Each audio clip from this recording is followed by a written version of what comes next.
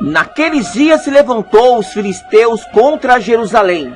Homens impiedosos, sanguinários, idólatras, desafiavam constantemente o povo de Israel.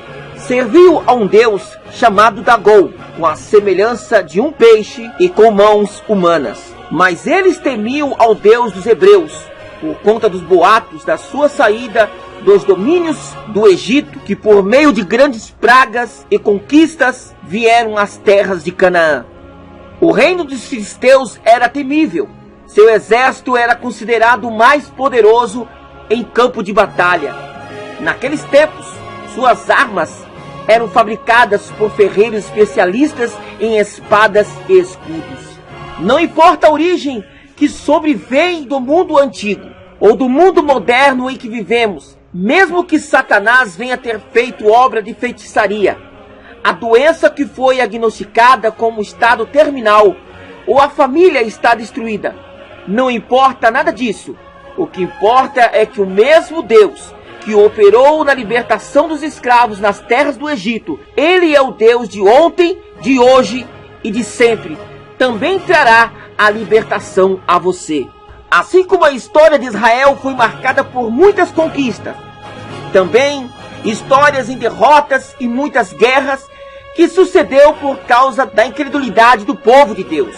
Sobrevieram os fracassos nos tempos de Juízes. Israel não foi humilhado, e o seu maior aliado, chamado Sansão, se uniu aos filisteus, casando-se com uma filisteia, chamada Dalila. A união contra a tradição e costumes diferentes do povo hebreu sempre foi contra aos mandamentos do Senhor. Um povo sanguinário, idólatra, serviam a outros deuses. Aparentemente Israel temia aos ataques dos filisteus. Muita gente se filia-se ao pacto moral e social e quer se unir a Deus, mas não deixa do pecado. Quer ser curado, mas não crer no unigênito Filho de Deus.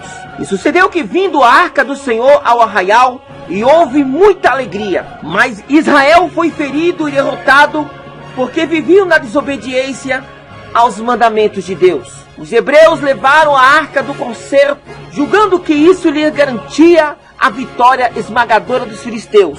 Mas ao invés disso, deveriam ter se arrependido, derramado suas lágrimas e adorassem a Deus para terem as bênçãos. Adoração somente a Deus Supremo, pois Israel temia aos deuses filisteus, esqueciam da história contada pelos seus antepassados. Deus entregava os seus inimigos enquanto mantivessem seus corações retos diante de Deus. Os filisteus estavam em prontidão em campo de batalha. Quando ouviram a voz de júbilo que vinha do arraial dos hebreus, perguntaram, pois, o que estava acontecendo. O exército de Israel estão comemorando, porque a arca de Deus está no meio deles. Então temeram os filisteus, dizendo: ai de nós, quem nos livrará do Deus de Israel? Não foi esse Deus que feriu aos egípcios com grandes pragas? Mas quando os filisteus e Israel se confrontaram-se na guerra, diz a Bíblia que Israel perdeu 30.000 soldados. E ainda os filisteus levaram a arca do Senhor a Asdod. Ficava a 53 quilômetros a oeste de Jerusalém, entre a Síria e o Egito. E o puseram no templo de Dagom. Quando o sacerdote Eli fez menção do acontecimento, sabendo que os filisteus levaram a arca do Senhor, caiu da cadeira e quebrou o pescoço, pois já era velho e veio a falecer. Sua nora, mulher de Finéias, já estava para dar à luz. Quando ouviu a notícia que a arca de Deus tinha sido levado, sentiu dores de parto e veio a nascer um menino, pelo qual deu o nome de Icabote. Em hebraico significa onde está a glória, significando foi-se a glória de Deus. Os hebreus costumavam confundir a presença de Deus e os símbolos religiosos de sua presença.